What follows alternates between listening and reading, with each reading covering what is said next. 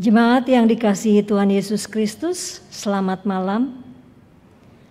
Para pelayan yang bertugas pada malam hari ini mengucapkan selamat beribadah di dalam ibadah keluarga. Kiranya ibadah yang kita laksanakan malam hari ini berkenan di hadapan Tuhan sehingga kita diberkati olehnya. Pelayan firman pada saat ini adalah Pendeta Yob Makienggung. Marilah berdiri menghadap Tuhan dan mari menyembah serta memuliakan namanya karena kasih setianya besar atas kita.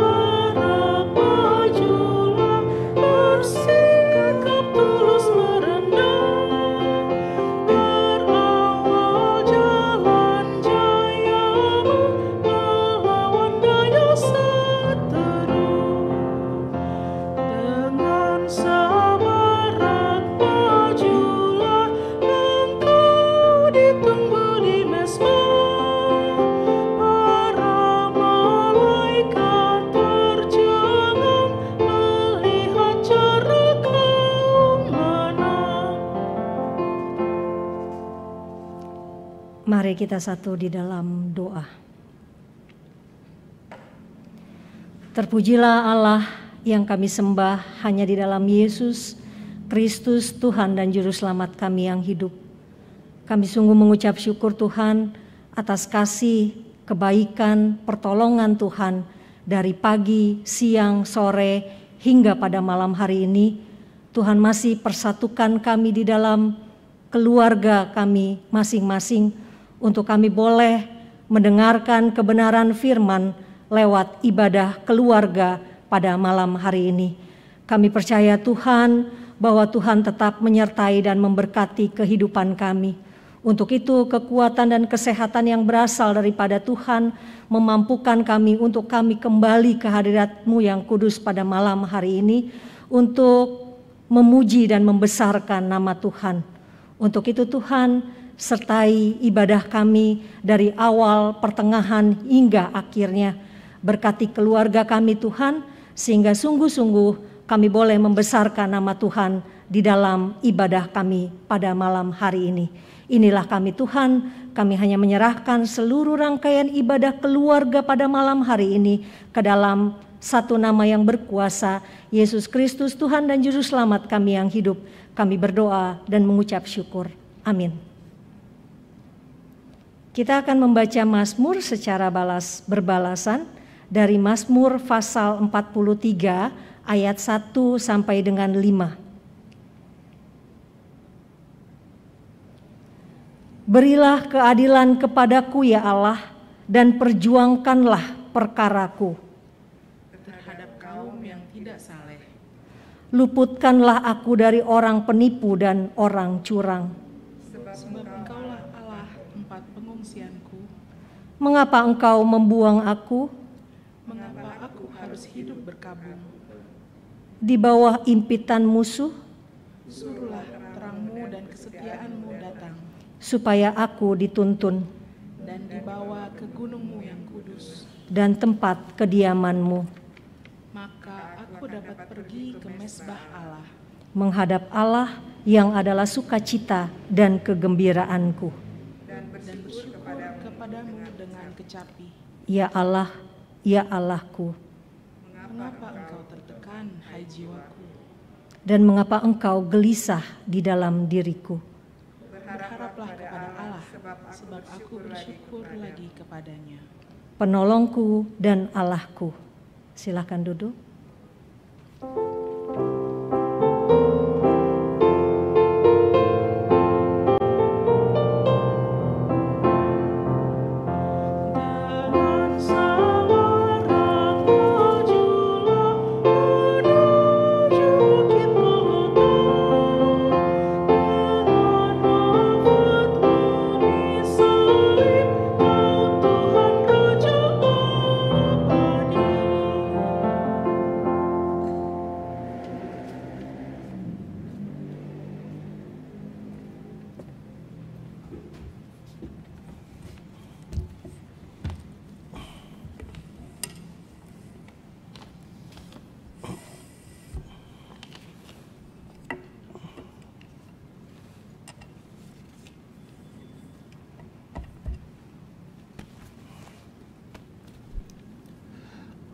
Bapak Ibu Saudara yang dikasihi dalam Tuhan Yesus Kristus, kita masuk dalam pemberitaan firman. Sebelum kita membaca bagian Alkitab kita ini, mari kita berdoa mohon bimbingan Roh Kudus. Kita bersatu di dalam doa. Ya Bapa di surga yang mengasihi kami bersyukur kesempatan pada malam ini berkumpul dengan anggota keluarga kami, bahkan bersama-sama seluruh warga jemaat. Kami memuji nama-Mu, tetapi juga kami percaya Engkau melawat kami dengan firman-Mu pada malam ini. Kami mohon bimbingan Roh Kudus-Mu agar kami dapat memahami lawatan Tuhan, sehingga firman yang kami baca dan renungkan dapat menguatkan kami dalam melanjutkan kehidupan, khususnya yang sisa pada malam ini. Berfirmanlah ya Bapa, saat ini kami sedia mendengarkan firman-Mu. Di dalam nama Tuhan Yesus Kristus kami berdoa. Amin. Saudara yang dikasihi Tuhan, mari kita berdiri untuk mendengarkan firman Tuhan yang kita baca dari Injil Markus pasal 8 ayat 31 sampai ayat 38. Injil Markus pasal 8 ayat 31 sampai ayat 38, tapi nanti kita akan membacanya sampai pasal 9 ayat 1. Firman Tuhan saya bacakan sendiri, tertulis sebagai berikut. Judul dari perikop itu pemberitahuan pertama tentang penderitaan Yesus dan syarat-syarat mengikut Dia. Kemudian mulailah Yesus mengajarkan kepada mereka bahwa Anak Manusia harus menanggung banyak penderitaan dan ditolak oleh tua-tua, imam-imam kepala dan ahli-ahli Taurat, lalu dibunuh dan bangkit sesudah 3 hari. Hal ini dikatakannya dengan terus terang, tetapi Petrus menarik Yesus ke samping dan menegur Dia. Maka berpalinglah Yesus dan sambil memandang murid-muridnya, Ia memarahi Petrus, katanya, "Kenyalah iblis, sebab engkau bukan memikirkan apa yang dipikirkan Allah, melainkan apa yang dipikirkan manusia." Lalu Yesus memanggil orang banyak dan murid-muridnya dan berkata kepada mereka, "Setiap orang yang mau mengikut aku, ia harus menyangkal dirinya, memikul salibnya, dan mengikut aku. Karena siapa yang mau menyelamatkan nyawanya, ia akan kehilangan nyawanya. Tetapi barang siapa kehilangan nyawanya karena aku dan karena Injil, ia akan menyelamatkannya. Apa gunanya seorang memperoleh seluruh dunia, tetapi ia kehilangan nyawanya? Karena apakah yang dapat diberikannya sebagai ganti nyawanya? Sebab barang siapa malu karena aku dan karena perkataanku di tengah-tengah angkatan yang tidak setia dan berdosa ini, Anak Manusia pun akan malu karena orang itu apabila ia datang kelak dalam kemuliaan Bapanya diiringi malaikat-malaikat kudus. Pasal 9 ayat 1 katanya lagi kepada mereka, Aku berkata kepadamu, sesungguhnya di antara orang yang hadir di sini ada yang tidak akan mati sebelum mereka melihat bahwa kerajaan Allah telah datang dengan kuasa. Demikianlah pembacaan Alkitab.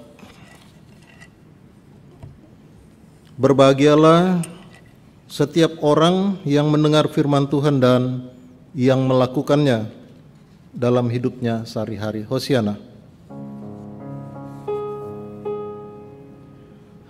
Hosiana, Hosiana, bagi anak domba Allah di tempat yang maha tinggi, terpujilah namanya.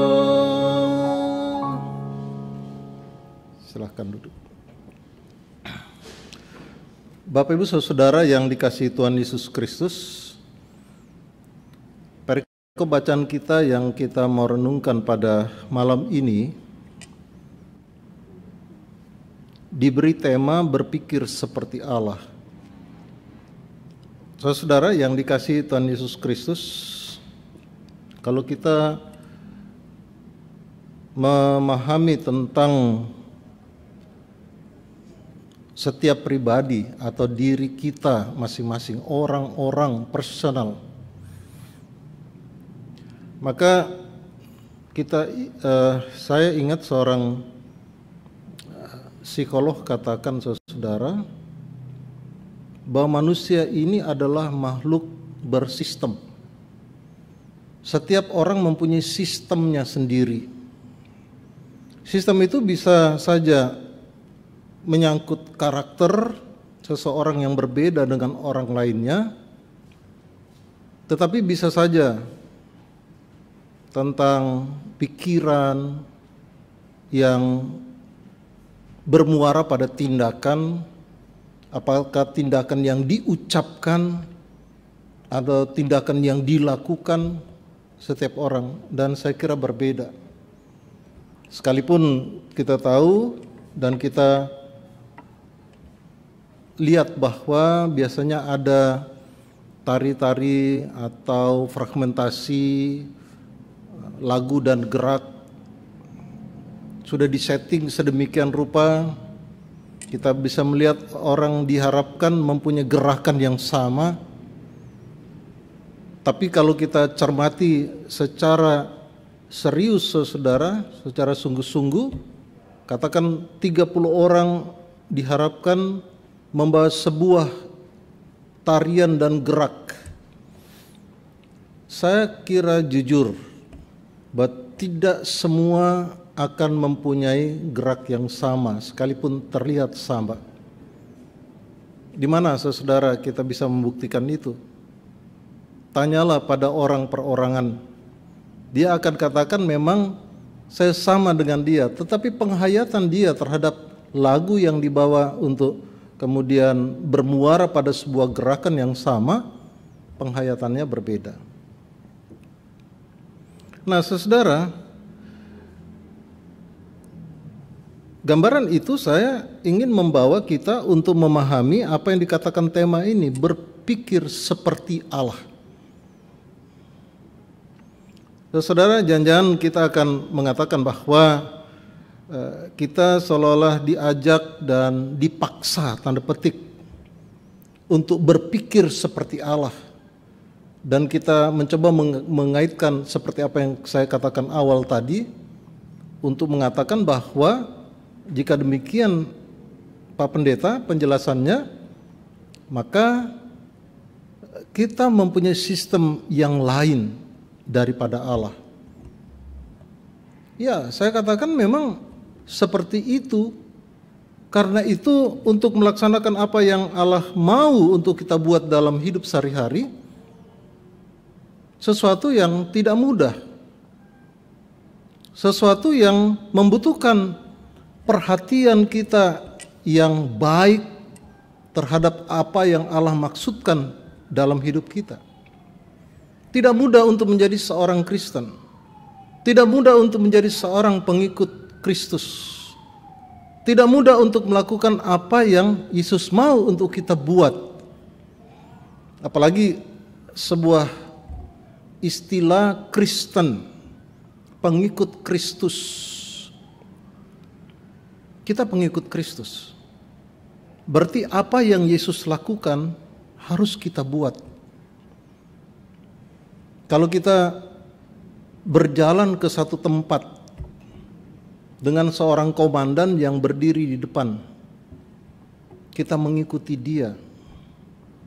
Tentu kita mengikuti dia yang mengerti tentang daerah itu, dia yang mengerti tentang wilayah itu, dia yang mengerti mau kemana tujuan kita. Dia akan berjalan di depan. Dia membawa kita dari belakang. Kalau kita mengambil keputusan untuk tidak mengikuti dia, saudara, apalagi di daerah-daerah yang baru, maka kita akan tersesat. Karena hanya dia yang mengetahui daerah itu, jalan yang harus kita tempuh untuk mencapai suatu tujuan. Maka saudara, tidak ada cara lain mencapai tujuan selain mengikut orang yang menuntun kita di jalan. Apapun yang dia lakukan, baik yang suka maupun yang sulit, itu resiko yang harus kita tanggung untuk mencapai sebuah tujuan. Nah, begitu juga kita memahami bagian Alkitab ini, saudara. Secara gambaran umum bahwa kita harus mengikuti Yesus. Kita berpikir seperti dia agar kita dapat melakukan hal-hal yang dia hendaki untuk kita perbuat. Tetapi saya mau katakan saudara, memang walaupun manusia berpikir seperti Allah, manusia toh bukan Allah. Tetapi Allah mau menghendaki bahwa manusia melakukan apa yang dia buat dalam kehidupan. Tetapi kita tetap manusia yang mempunyai kelemahan dan keterbatasan. Perikop bacaan kita ini menjelaskan seperti itu, saudara. Setelah pengakuan Petrus, Yesus memberitakan pertama tentang penderitaannya dan syarat-syarat mengikut Yesus. Sangat menarik bagian Alkitab ini, saudara. Petrus seorang yang murid yang penuh antusias yang tinggi. Seorang murid yang kadang-kadang kita melihat dalam seluruh bacaan Alkitab, baik di sini maupun peristiwa kebangkitan Yesus, dia seorang yang reaktif. Kadang-kadang orang reaktif ini bisa kita nilai baik, tetapi juga tidak, saudara. Baik ialah kadang-kadang juga tanpa komando, tanpa memerintah, dia secara mandiri melakukan tugas apa tanggung jawabnya yang harus dia lakukan. Tetapi juga saudara kadang-kadang tidak terkendali, dia melakukan sesuatu di luar apa yang dikehendaki. Dalam bagian bacaan ini kita menemukan saudara, dia seorang murid yang merespons pertanyaan Yesus tentang diri Yesus. Bagian pertama, siapa menurut kamu aku ini? Petrus mengatakan engkau Mesias. Bagus. Berarti dia mengetahui siapa Yesus itu. Tetapi kemudian ketika kita memasuki pada perikop selanjutnya, Yesus mulai menceritakan tentang dirinya secara aplikatif dalam hubungannya dengan respons-respons para murid dan orang banyak tentang Yesus dalam perjalanan kehidupan setiap hari. Kita melihat respons Petrus sangat berbeda dengan pengakuan dia tentang Mesias. Ketika Yesus menjelaskan tentang bagaimana Yesus mengajarkan mereka dan bahwa dirinya adalah anak manusia yang menanggung banyak penderitaan dan ditolak oleh tua-tua, imam-imam kepala dan ahli Taurat, lalu dibunuh, kemudian bangkit sesudah 3 hari, saudara. Petrus segera bereaksi. Di ayat 32 hal ini dikatakan dengan terus terang, tetapi Petrus menarik Yesus ke samping dan menegur dia. Ini apa, saudara? Mungkin saya kira ini sebuah reaksi spontan dari Petrus karena kecintaan dia pada Yesus. Tetapi pastilah, saudara, ketika Yesus menegur dia dalam bagian Alkitab ini, Yesus mau mengatakan bahwa ketidaksempurnaan Petrus itu menunjukkan manusia yang rapuh, yang setiap saat dapat melakukan hal-hal yang tidak sesuai dengan instruksi, dengan perintah Yesus yang dilakukannya, atau dengan kata lain, Petrus melakukan yang salah dalam pandangan Yesus, memperlihatkan bahwa itulah kerapuhan. Petrus mewakili manusia kita ini. Dan jelas pengetahuan tentang Yesus oleh Petrus ini sangat terbatas. Sekalipun dia tahu bahwa Yesus adalah Mesias. Keterbatasan itu dimungkinkan dalam hubungan antara apa yang dipikirkan dan apa yang dirasakan. Praktek dan ucapan bertentangan. Bukankah kita sering terjebak dalam keadaan seperti itu? Apa yang kita katakan berbeda dengan apa yang kita pikirkan, atau yang kita katakan berbeda dengan apa yang kita lakukan. Orang-orang oportunis, saudara, orang-orang yang mencari sebuah kesempatan untuk menguntungkan diri, selalu berada dalam kondisi seperti ini. Dia jauh untuk berpikir, bahkan jauh untuk menanggung akibat-akibat yang ditimbulkan oleh pemikiran-pemikiran yang dapat menjebaknya dalam kesulitan. Karena itu orang-orang oportunis selalu mencari kesempatan, selalu berbicara menyenangkan orang. Ketika ada hal-hal yang sulit, itu dihindarinya dan dia mengatakan hal yang lain supaya dia tetap masuk dan diterima. Saudara, Petrus agaknya mempunyai jiwa seperti ini dalam berhadapan dengan Yesus. Tetapi satu hal yang penting, saudara, apa yang dikatakan Yesus kepada Petrus ini perlu juga kita waspadai dalam hidup. Di ayat 23, berpalingnya Yesus dan sambil memandang murid-muridnya, ia memarahi Petrus, katanya, "Enyahlah iblis, sebab engkau bukan memikirkan apa yang dipikirkan Allah, melainkan apa yang dipikirkan manusia." Saudara, dia mengatakan ini iblis. Dalam bahasa Yunani disebut diabolos. Diabolos itu personifikasi, figur yang selalu berbohong, figur yang selalu menjelek-jelekan orang di belakang-belakang. menceritakan sebuah fakta tentang orang tapi dibelokkan.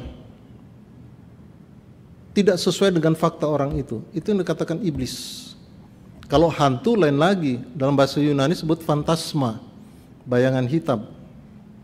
Tapi ini dikatakan iblis, diabolos. Nah, Petrus ini adalah murid Yesus yang diharapkan melakukan apa yang dikatakan Yesus. Tetapi kita jujur saja saudara, sama seperti Petrus, kita tidak dapat menghindari diri dari isu-isu, dari percakapan-percakapan di sekitar kita yang kemudian masuk dalam pikiran dan hati kita. Kita memberikan pertimbangan-pertimbangan untuk merespon setiap peristiwa, setiap hal, merespon orang-orang yang berbicara dengan kita.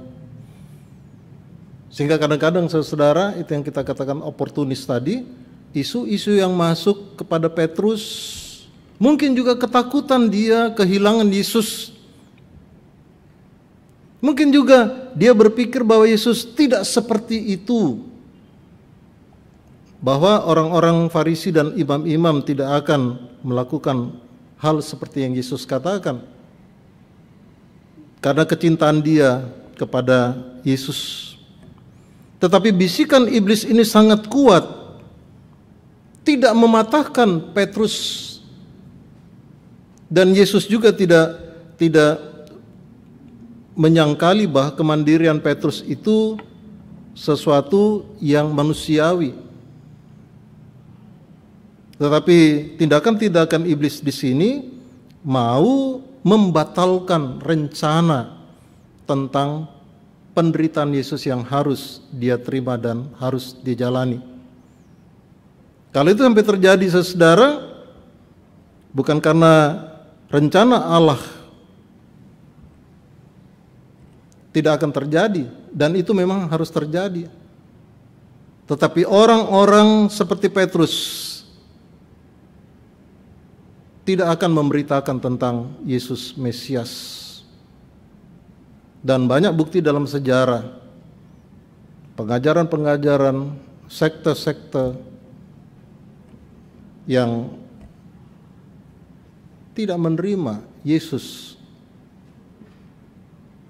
mati, Yesus menderita, karena tidak ada sedikit pun dalam pandangan mereka bahwa Yesus adalah Allah yang datang sebagai anak manusia yang menderita. Dalam bagian Alkitab ini Yesus menjelaskan tentang kerajaan Allah itu identik dengan kedatangan anak manusia dengan Yesus itu. Oleh sebab itu statement Yesus kemudian kepada para murid, apa gunanya seorang memperoleh seluruh dunia tetapi ia kehilangan nyawanya? Karena apakah yang dapat diberikannya sebagai ganti nyawanya? Mungkin saja kita katakan ini apa yang dikatakan oleh Yesus untuk memberikan kejelasan tentang para murid, bahwa mereka juga toh dipanggil untuk berkorban pada akhirnya, untuk menjalankan hidup seperti apa yang diteladankan oleh Yesus. Mereka akan dipermalukan, mereka akan dihina, mereka akan difitnah, bahkan mereka akan dibunuh karena pemberitaan tentang Yesus. Tetapi apa yang Yesus katakan ini, bahwa sungguh-sungguh apa yang dikatakan Yesus pada ayat 31 itu akan dialami oleh Yesus. Bukan karena kejahatan-kejahatan yang dilakukan, penyangkalan terhadap tradisi Yahudi tentang adat istiadat yang harus ditaati oleh masyarakat, dan Yesus juga dicap tanda petik penghasut di tengah-tengah masyarakat yang membuat kekacauan, dan kemudian itu resiko yang harus ditanggung, dia harus menderita. Kalau Yesus menderita itu bukan karena tindakan-tindakan kejahatan, bukan nasib buruk yang dialami Yesus karena dia melakukan hal-hal yang buruk di tengah masyarakat. Tetapi Yesus menderita semata-mata agar janji keselamatan yang Allah kerjakan di dalam dirinya tergenapi. Bahwa Allah datang turun ke dalam dunia untuk menyelamatkan manusia yang penuh dosa ini. Bagaimana caranya? Karya Allah dinyatakan di dalam Yesus Kristus yang menderita, dan akhir dari penderitaan Yesus, ia harus mati untuk kita. Saudara, Yesus mengingatkan para murid. Dia mengatakan, barang siapa malu karena aku, dan karena perkataanku di tengah-tengah angkatan yang tidak setia dan berdosa ini, Anak Manusia pun akan malu karena orang itu apabila ia datang kelak dalam kemuliaannya diiringi malaikat-malaikat kudusnya. Saudara, konsekuensi mengikut Yesus seperti itu. Kita sebagai murid Tuhan, bagi orang Kristen, Kristen itu artinya pengikut Kristus, Christian. Herodes, pengikut Herodes katakan Herodian. Jadi predikat N di belakang itu menunjukkan seseorang dilekatkan pada kata pertama, Kristen, pengikut Kristus. Nah, pengikut Kristus, kita semua ini memang hidup di dalam fakta, terus memberitakan tentang Dia, tentang Kristus. Kalau kita tidak memberitakan tentang Kristus dalam status kita sebagai pengikut Kristus, bukan saja bertentangan dengan status yang kita sandang dan Dia yang bekerja untuk menjadi teladan bagi kita, teladan hidup kita. Tetapi Yesus dalam kalimat yang dikatakan di sini, saudara, Dia tidak diakui oleh Kristus. Dan apa yang dikerjakan oleh Kristus tidak akan terjadi pada dirinya ketika Dia datang. Berlakulah hukum, saudara. Bagaimana cara pandang kita kepada Kristus saat ini, itu juga menjadi cara pandang Kristus kepada kita pada akhirnya.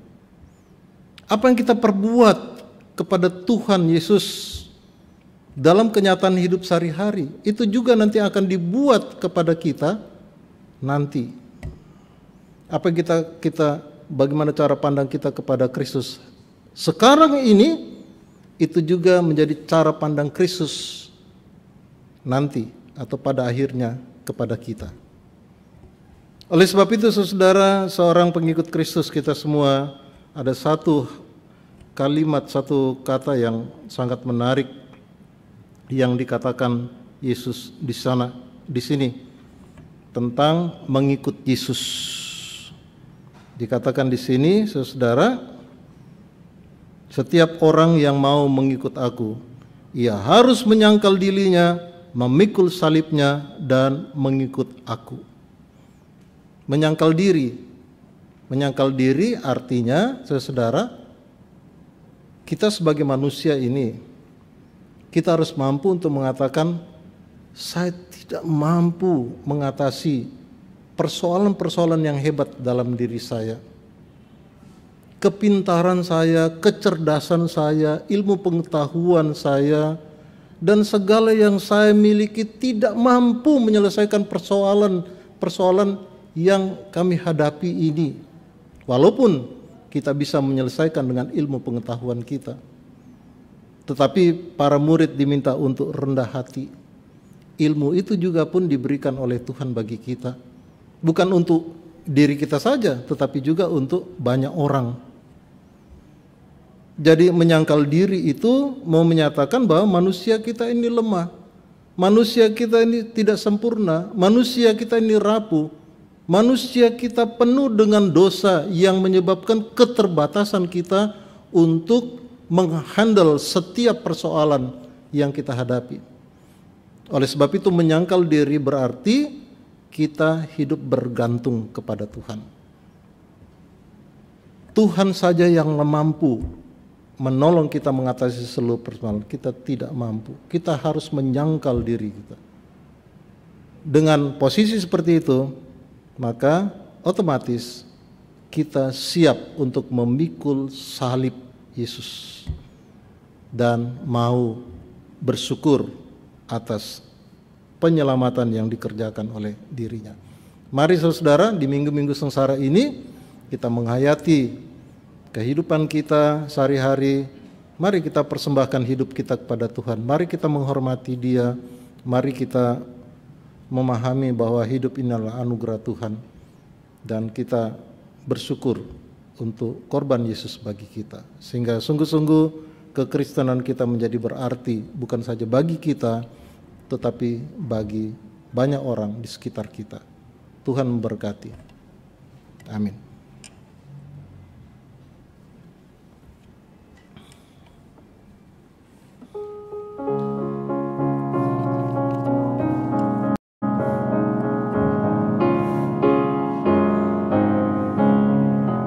Haruslah Yesus sepenuhnya hidup di dalam diriku, dalam kata dan tindakan, waktu tidur atau jaga, Yesus hidup dalamku. Ku harus hidup sepenuhnya di dalam Yesus Tuhanku, dalam kasih kebenaran, pengampunan, kekudusan, dalam Yesus hidupku.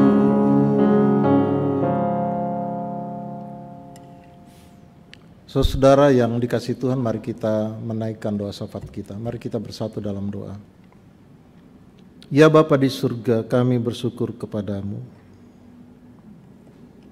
Sebab pada malam ini kami dapat berkumpul bersama. Kami boleh merenungkan kebenaran firman-Mu. Kami mohon ya Tuhan, kasih sayang-Mu sepenuhnya menopang kami, agar kami dapat menjalani kehidupan ini dengan kekuatan Tuhan. Tetapi terlebih dari itu kami mohon kuasa Roh-Mu melawat kami, agar kami diberi hikmat untuk memahami tentang Kristus yang menderita bagi kami. Tetapi lebih dari itu memahami bahwa kami tidak bisa hidup tanpa Engkau. Berpikir seperti Allah mengajak kami untuk menjalani hidup ini sehari-hari dalam meneladani Engkau di tengah-tengah segala apa yang kami lakukan. Engkau menjadi teladan bagi kami. Engkau menjadi pedoman kehidupan. Padahal bahkan teladan kehidupan bagi kami bahwa Engkau telah menderita berkorban bagi kami. Tidak ada hal lain yang dapat kami lakukan selain kami bersyukur untuk karya-Mu yang sungguh-sungguh nyata di hadapan kami. Bahwa Engkau hidup bukan untuk diri-Mu sendiri, tapi Engkau adalah Allah yang datang menjumpai kami, agar kami yang percaya dan menaruh harap kepada Engkau, kami dapat terluputkan dari penghukuman Tuhan. Dan penyelamatanmu Engkau, penyelamatan Allah Engkau lakukan di dalam diri-Mu. Engkau menderita dan mati bagi kami. Ini satu hal yang sungguh tidak dapat kami balas dengan kemampuan dan kekuatan apapun yang ada pada kami. Oleh sebab itu ajarlah kami untuk bersyukur dalam hidup ini. Syukur ini dapat kami lakukan dengan apa yang kami katakan dan buat dalam banyak pekerjaan, ketika kami juga berinteraksi dengan orang lain. Banyak yang kami katakan. Biarlah semua memberitakan kasih Tuhan.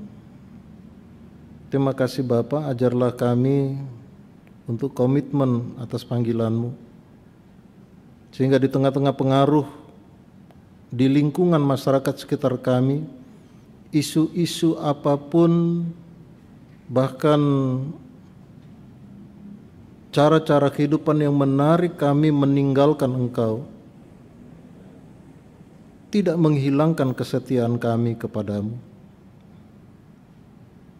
tetapi kami tetap berpaut padamu, karena di dalam Tuhan ada keyakinan kami memperoleh masa depan.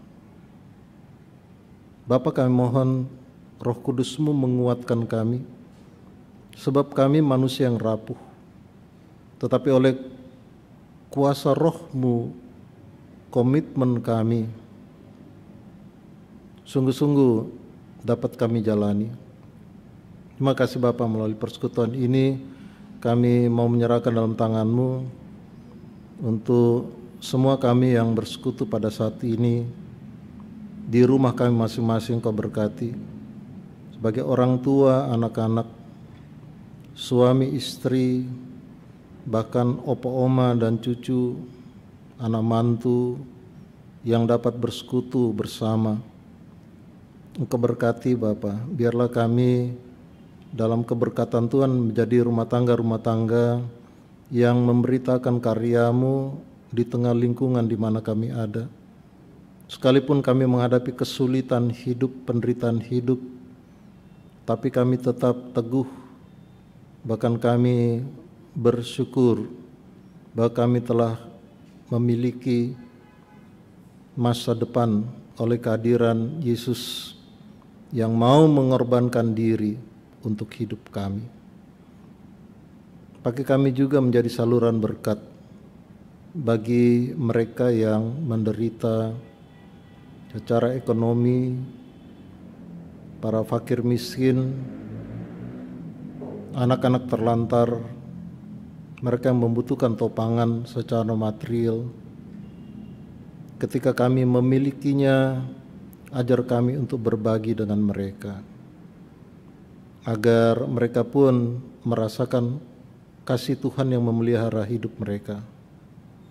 Kami juga menyerahkan bagi para janda, duda, anak yatim, dan piatu. Tuhan sertai dan pelihara mereka.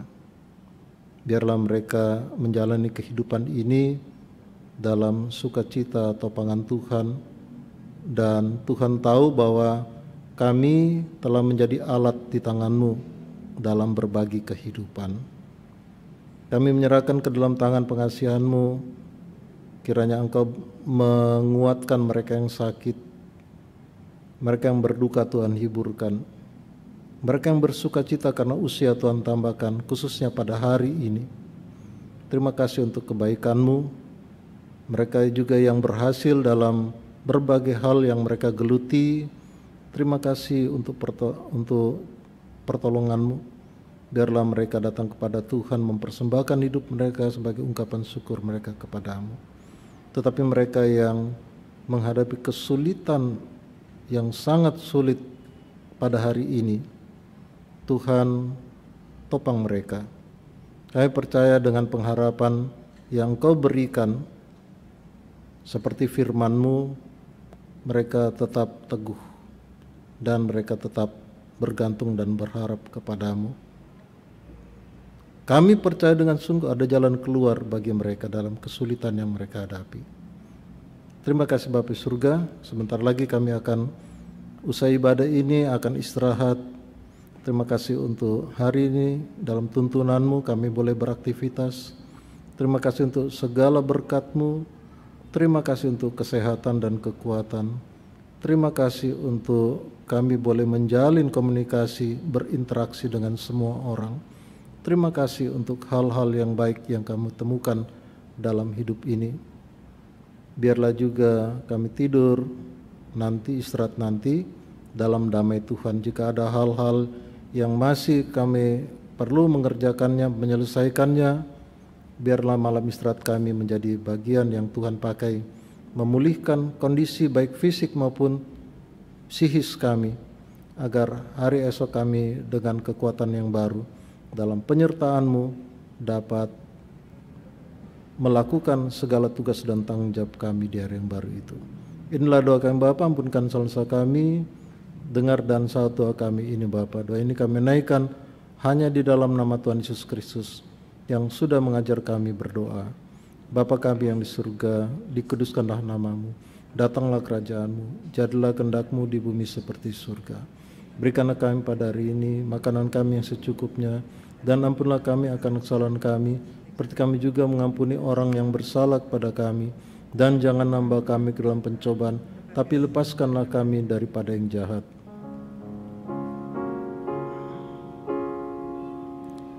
Karena Engkaulah yang empunya kerajaan dan kuasa dan kemuliaan sampai selama-lamanya. Amin.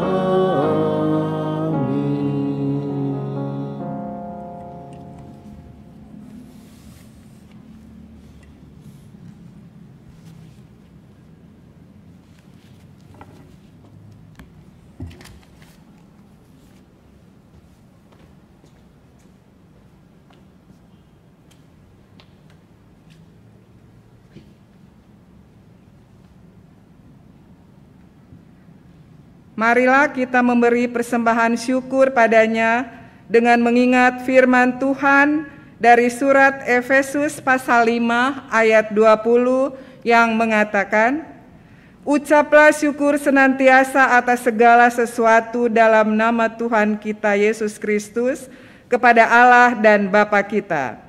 Tuhan Yesus memberkati saudara dan persembahan saudara.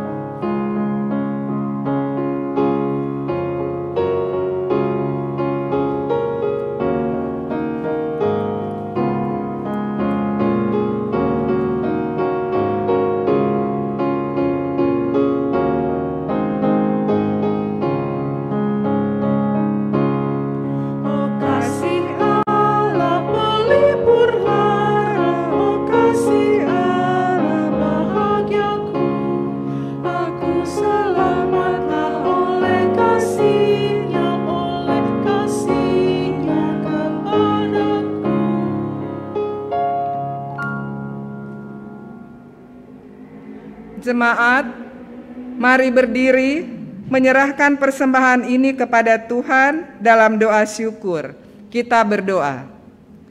Ya Kristus Tuhan kami bersyukur dan memuji nama-Mu karena Engkau selalu setia dan mengasihi kami.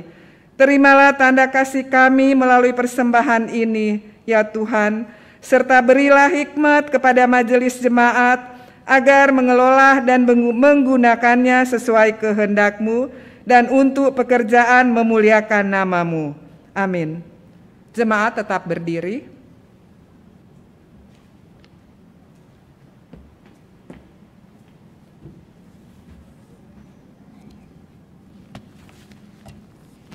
Saudara jemaat yang dikasihi oleh Tuhan Yesus Kristus, mari memulai kehidupan baru sebagai awal dari menjalani kehidupan dalam rentang kasih Tuhan dinyatakan bagi kita.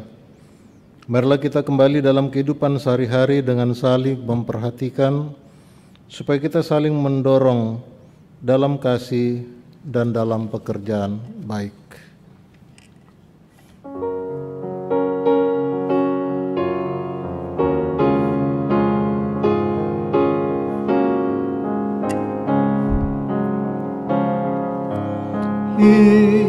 Inginkah kau ikut Tuhan, ikut salib?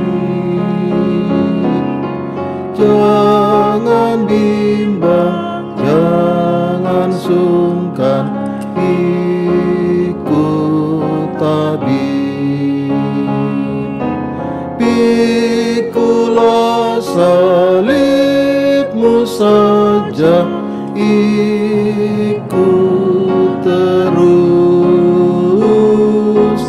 Lihatlah mahkota Raja Agung Kudus. Haruslah kau sakal diri, pikul salib. Godaan dunia ini, ikut tabib. Pikulah salibmu saja, ikut terus. Lihatlah mahkota Raja Agung Kudus.